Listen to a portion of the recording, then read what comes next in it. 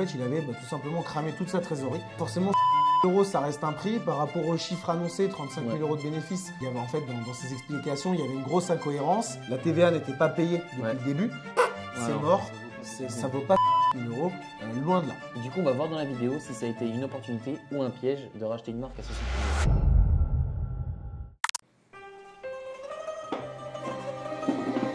Bon, l'équipe, on va vous parler là. Ouais. On devait normalement acheter une marque à 60 000 euros, mais ça s'est pas passé comme prévu. Bon, juste avant de vous dire par rapport au produit et de savoir ce qui s'est passé, le School maintenant qui est sorti, donc MIG Academy avec Mathieu, on est super content de vous mettre ça en avant, d'avoir pu mettre un maximum de valeur dans cette école. Dans cette école pour vous donner en fait les cours spécifiques pour vous développer en e-commerce, que vous soyez débutant, vous soyez avancé ou même intermédiaire, vous pouvez très bien avoir accès à ces cours-là et pour vous aider à passer un step. Pareil, on vous met à disposition aussi tous nos contacts de laboratoire, d'usine, de logistique, SAV, même de shooting photo comme vous avez vu dans les précédentes vidéos. Le but, c'est vraiment de vous donner toutes les clés pour aller chercher en fait de la croissance en e-commerce. Vous verrez, il y a une offre en ce moment pour justement les petites bourses aussi, c'est important pour vous aider. Donc allez checker ça en commentaire. Alors pourquoi on voulait racheter une marque avec Mathieu? Le but c'était d'agrandir notre parc de marques, comme vous le savez déjà depuis un petit moment. On a déjà 2 marques avec Mathieu et de temps en temps on essaie toujours de rester à l'affût des bonnes affaires, donc que ce soit sur les plateformes comme Dotmarket, Flippa, des contacts directs aussi avec des personnes où on sait qui développent des marques et de temps en temps qui revendent des projets.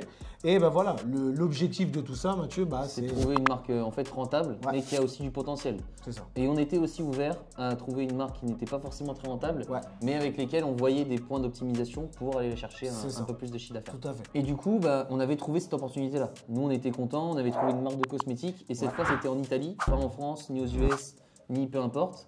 C'était dans le pays des pastas. Mamma mia, is too much for me. Tout à fait.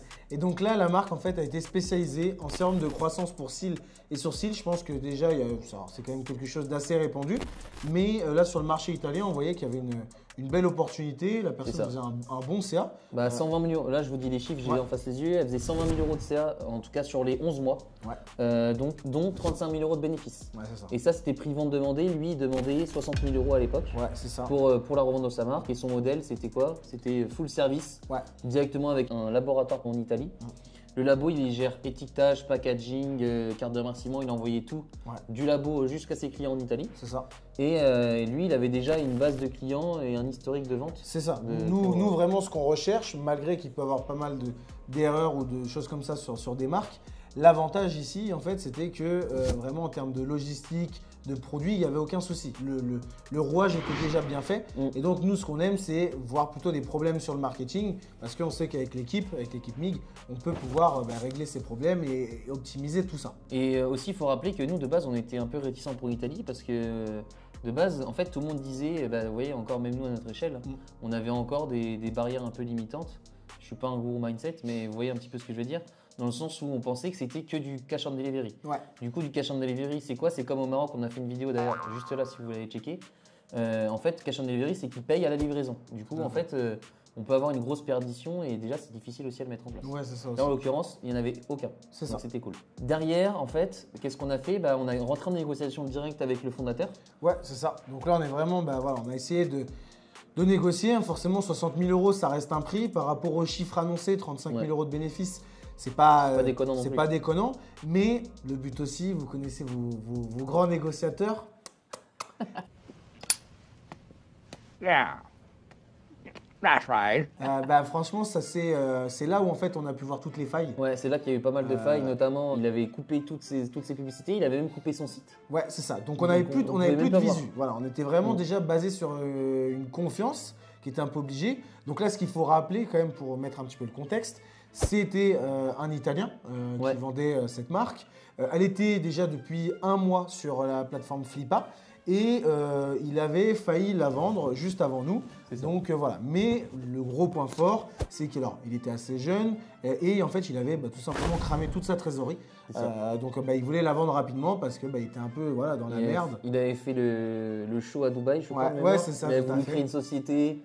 il s'est barré à Dubaï, créé une agence, je crois, de marketing. Ouais, c'est ça. Et finalement, il avait cramé tout son budget. Ouais. Donc ça, c'est cool. C'est un peu comme l'immobilier. À chaque fois, on dit ça avec Ismaël. Ouais. C'est que dans les meilleurs moments comme ça, quand les gens, bon, c'est peut-être pas gentil de dire ça, mais bon, c'est la réalité. Ouais. Dans le sens où quand ils sont en gros dos au mur. Ouais, ça, en divorce, des choses comme ça. C'est ça, divorce, etc. Ou même ils ont plus beaucoup d'argent. Bah, c'est le moment-là de l'acheter. Et de faire des très très belles affaires, notamment dans les marques aussi, ça fonctionne. C'est vrai que ce qu'on n'a pas rappelé, c'est que les négociations et tous les appels étaient en anglais. Ouais, c'est vrai. Donc, moi, vous savez, hein, j'ai du mal avec l'anglais. Je comprends. Yes, he's a Jew. Mais j'ai du mal à parler, donc je travaille, etc. Maintenant qu'on est à Dubaï depuis 2 ans. Même si j'ai encore de l'amélioration à faire en termes d'anglais, je comprends pas tout et j'arrive pas trop à m'exprimer. Ouais, c'est ça. Donc là, ce qu'il faut savoir, c'était que pendant l'appel, il y avait aussi Christelle, notre chef de projet, si vous vous rappelez un petit peu de sa tête. Donc ça s'est plutôt bien passé. Alors la compréhension, il n'y a pas eu trop de soucis sinon. Mais c'est là où aussi on a pu voir un petit peu toutes les failles. Alors parce qu'avec Mathieu, on avait déjà préparé pas mal de questions. Et parce qu'en fait, tout simplement, nous, quand on monte une marque, il y a plein de points, enfin on va dire une checklist qu'on doit remplir. Et donc là, nous, les plus gros points, c'est que la TVA n'était pas payée depuis le début. Donc là, en termes de valorisation, il y a quand même une grosse baisse. Il faut quand même le savoir, attention à ne pas faire les choquer.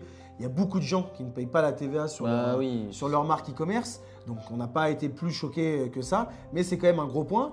Il a coupé toutes ses ads, comme a dit Mathieu. Donc il n'y a pas de croissance active là-dessus. C'est ça, même son site il l'avait coupé. C'est ça, le site était coupé, on ne pouvait pas voir aucun visuel. Et aussi il avait 10% de clients récurrents. C'est ça. Donc on voit que ces produits, on commençait à comprendre que ces produits c'était de la merde. Voilà, c'est ça. Donc après on a fouillé un petit peu plus. Les avis Trustpilot qui commençaient à être douteux, c'est vrai, qui n'étaient pas bons. Alors, il y avait 2 je crois. Voilà, il commençait à avoir 2. Alors après, bon, il y avait 35, 45 avis, donc ça allait encore. Et puis, ce qui nous dérange toujours aussi avec Mathieu, c'est que là, on parlait que de méta. Il y avait de l'acquisition que froid sur méta. Sinon, un peu de newsletter, mais voilà, c'était très léger. Pas d'influence, pas d'autres plateformes ads, pas de SEO. Non. Donc, voilà, vraiment qu'une plateforme. Donc, nous, la conclusion, elle a été assez simple. Les 60 000 €, c'est mort. Ça vaut pas 60 000. Ça vaut pas 60 000 €, loin de là. Donc, nous, qu'est-ce qui se passe, Mathieu? Qu'est-ce qu'on fait? Du coup, nous, on propose 30 000 €, proposition qu'il accepte, à condition que nous, on reçoit en fait les produits et qu'on les teste. Du coup, nous, à ce moment-là, on était à Dubaï et lui aussi, je crois. Non, il était encore en Italie. Il était en Italie. On reçoit les produits et là, la douche froide. De 1, l'odeur était vraiment désagréable, ça sentait très fort l'alcool, tu te souviens? Ouais, c'était vraiment pas. Et le flacon, ça faisait très cheap, c'était en plastique, limite tu le fais tomber, il se brise en 2. Ouais. Et en plus, l'étiquette s'était effacée complètement, on voyait quasiment plus le nom de la marque. C'est ça. Donc c'était vraiment pas du tout quali. Ouais, c'est ça. Donc en fait, ce qu'on s'est rapidement rendu compte, alors que pour rappel, on avait eu un mascara et un sérum pour cils. C'est ça. Donc comme a dit Mathieu, voilà, c'était vraiment pas top, ça faisait très cheap. Honnêtement, on aurait pu comparer ça avec du AliExpress ou un mauvais produit de Chine, quoi. Et en fait, le problème, c'est qu'ils nous avaient vendu un labo full service. On connaît, nous, de base, avec les labos. Bien sûr que ça existe, attention. Mais le discours a changé parce que, voilà, un petit peu en anglais, on peut tourner un petit peu les mots comme on veut. Mais en fait, c'est pas, un laboratoire. C'était plutôt une usine, un revendeur. C'est ça, c'est un revendeur. Ouais, c'est ça. Et en fait, il achetait des stocks de différents produits. Il permettait de mettre cette pauvre étiquette dessus. C'est ça. Et voilà, il revendait les produits. En fait, on voyait que l'étiquette était surcollée sur une autre. Alors, ce qui est bien en retour d'expérience, c'est que il y avait dans ses explications, il y avait une grosse incohérence. Et en fait, il s'est grillé tout seul. Parce que ce qu'on se rend vraiment compte, entre une personne qui a totalement confiance en son projet, qui a réellement envie de vendre et qui n'a pas envie de la mettre à l'envers, alors ça existe, des très bons menteurs, mais il est totalement transparent, on le voit, il n'y a pas de mal. Là, petit à petit, plus on commençait à creuser. On commençait à changer le discours. Voilà, ça commençait à être beaucoup plus serré. Et puis, en fait, à la fin, on arrête complètement. On met fin aux négociations, on abandonne l'achat. Parce que pour nous, il y a beaucoup trop de points. Comme on l'a dit avec Mathieu, on peut rattraper du marketing, mais la qualité du produit, honnêtement, autant lancer un projet. Autant lancer un projet. Voilà, pour nous, c'est rédhibitoire. On arrête directement. Et puis voilà, ça arrive, on va dire. Et après l'achat, du coup, on se pose avec Ismaël et on se dit, en fait, il y a peut-être une opportunité justement après cet échec-là de rachat. Tout à fait. Parce qu'en fait, on se voit qu'on réfléchit, on se dit, finalement, il y a un mauvais produit, le mec a géré de façon, avec une grande médiocrité sa gestion de trésorerie. Et il a quand même réussi à faire 120 000 € de chiffre d'affaires. C'était un complet débutant et 35 000 € de bénéfices. Ouais. Bien sûr, il n'avait pas payé la TVA, mais il y a quand même une opportunité de marché qui était là. Le marché est là et la demande, elle existe. Ouais, peu importe que ce soit en marché en Italie, en Espagne. Enfin, après, on a audité un petit peu, enfin, on a analysé les marchés. On voyait qu'il y avait une grosse opportunité. Ouais, clairement. On se dit, bah, avec un produit vraiment quali, avec une image de marque un peu premium, bah, on se dit en fait qu'on peut tout exploser. Nous, avec notre équipe et avec notre expérience, en fait, on peut tout faire, quoi, en fait, finalement. C'est ça. Ouais, franchement, il n'y avait rien de insurmontable. Ouais, c'est ça. Franchement, les produits. Alors nous, ce qu'on aime vraiment avec Mathieu aussi, c'est toujours se donner un petit peu pour se différencier des autres. On aime bien cet aspect premium. C'est ça. Quand même avoir un aspect premium. Ça permet aussi, malgré un prix un peu plus haut, mais de toujours offrir un service au top. Quand je dis au top, ce soit les envois d'expédition avec une belle boîte, des cartes. Voilà, un SAV aussi personnalisé avec une vraie personne qui répond au téléphone quand on l'appelle. C'est vraiment pousser le délire à ce que en fait, tu achètes vraiment la marque et non pas seulement un produit, quoi. Ouais, tout à fait, tout à fait. Et du coup, bah, avec Isma, on décide de lancer, on décide de lancer notre propre marque du coup de sérum, de stimulation en fait, une propre marque de stimulation de la pousse, que ce soit pour les cheveux, pour les yeux, pour les cils, les sourcils, etc. Et du coup, cette fois avec un vrai laboratoire, avec des vraies formules bien qualitatives et avec qui on aura testé des produits bien en amont. C'est ça. Donc là, bah voilà, maintenant, prochaine étape, c'est de pouvoir lancer ce nouveau projet. On est super content d'attaquer tout ça. Alors honnêtement, sur 2025, on a déjà des gros objectifs en termes de lancement de marque. Il y a pas mal de projets en cours. Mais voilà, on voulait vous parler de cette situation-là parce que je pense qu'il y a beaucoup de gens parfois qui se posent la question aussi de racheter des projets. Ouais, ou même des e-commerçants qui veulent racheter et qui veulent vendre leur propre marque. Ouais, c'est ça, tout à fait. C'est possible. N'hésitez pas, Dotmarket, Flippa. Ouais. Nous aussi, on a des contacts. Vous pouvez nous contacter, on peut vous mettre en relation. C'est ça, tout à fait. Parce que je pense que ça, c'est un point qui est très important et pour les gens qui le retiendront.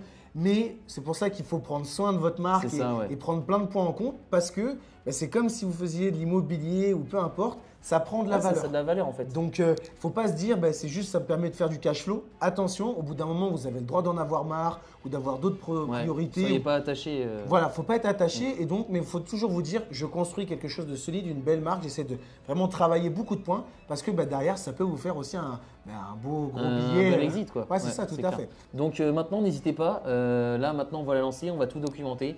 N'hésitez pas à nous suivre, à vous abonner, à liker, à commenter. Ça nous donne de la force et ça met la lumière un petit peu sur nous, ce qu'on fait et sur le contenu et sur Mig. Donc voilà, passez une bonne journée et puis on se dit à très vite. Salut, ciao. Ciao.